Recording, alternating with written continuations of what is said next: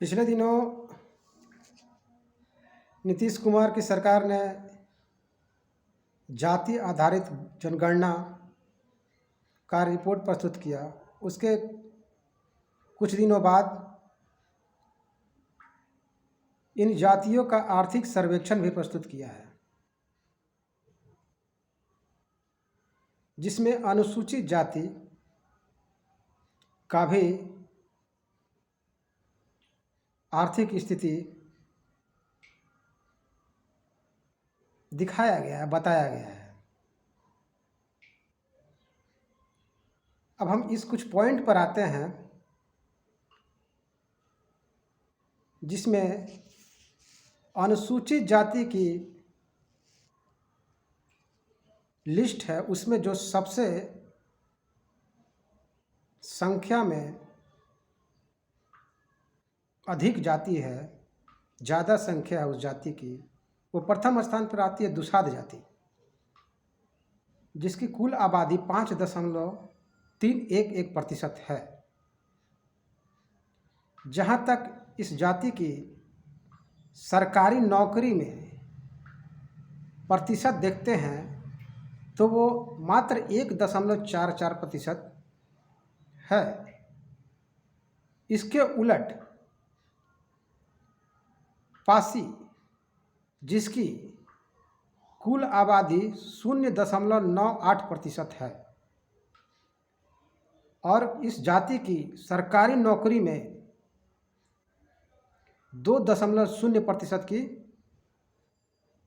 हिस्सेदारी है।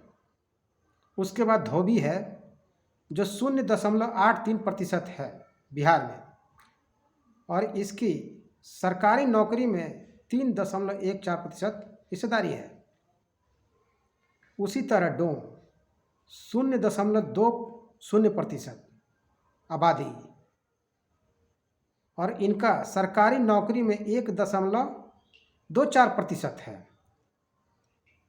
अब सवाल यहाँ ये उठता है कि नीतीश कुमार जी ने 2007 में एनडीए की सरकार में रहते हुए, मतलब भाजपा और ये दोनों मिलकर के, इन्होंने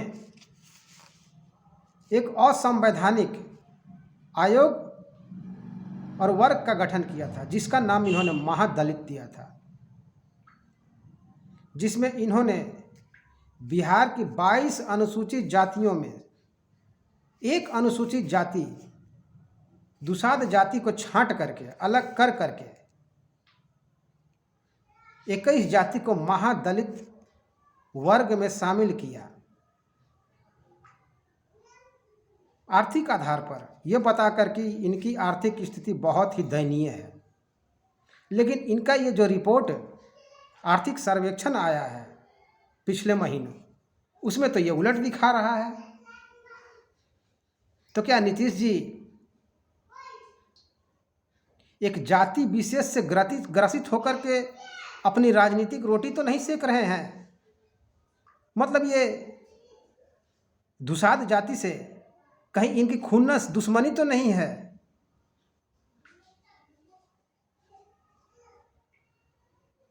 इनको कहीं ऐसा तो नहीं लगता है कि दुसाध जाति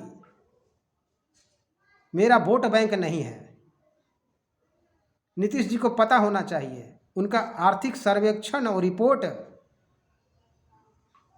जनगणना रिपोर्ट बताती है कि दुसाध जाति बिहार में यादवों के बाद दूसरी सबसे बड़ी जाति है और अनुसूचित जाति में सबसे बड़ी जाति है, और जिनकी आर्थिक स्थिति, नौकरियों में स्थिति बहुत ही दयनीय है। तो क्या नीतीश कुमार जी ये जो आर्थिक आधार पर इन्होंने महादलित आयोग का गठन किया था, क्या इसको ये भंग करेंगे? अनुसूचित वर्ग को अब समाप्त करेंगे? फिर उन टोला सेवक और विकास मित्र का क्या होगा जिनको इन्होंने महादलित वर्ग से लेकर के इनको नौकरियां दी है।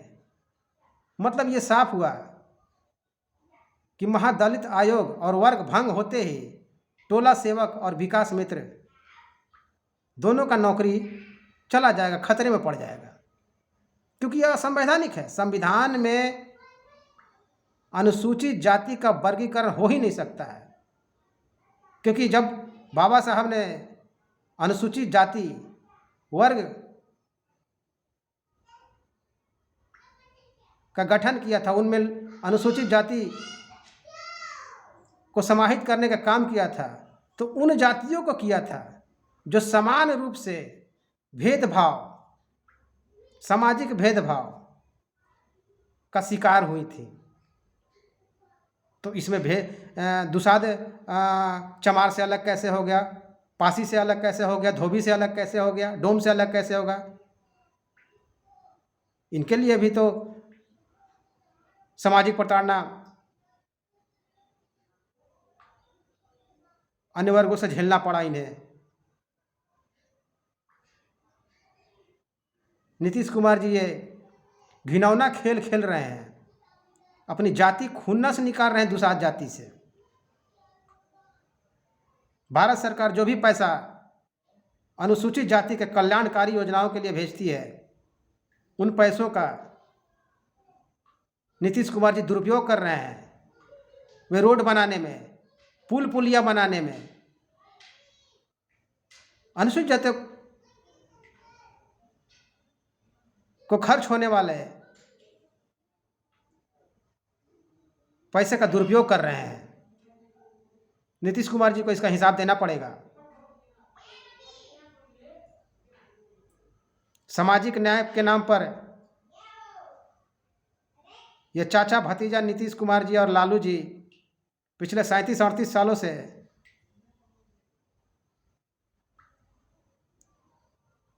सत्ता पर कुंडली मार के बैठे हुए हैं और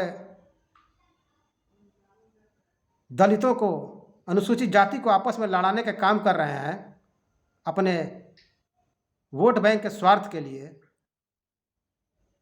अब बिहार का अनुसूचित जाति वर्ग भी समझ गया है कि हमारे साथ ये लोग छल कर रहा है, दलित महादलित के नाम पर हमें आपस में लड़ाने का काम कर रहा है। जिस नीतीश जी की खुद की जनसंख्या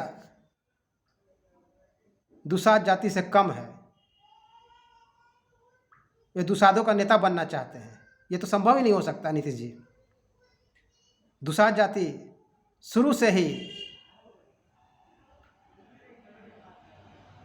भेदभाव, अन्याय के खिलाफ लड़ने वाला जाति रहा है। आप इसका इतिहास उठा करके देख सकते हैं। आपने तो 2007 से ही दुसाध को अलग थलग सामाजिक और राजनीतिक रूप से करने का काम किया है, लेकिन ये आपका जो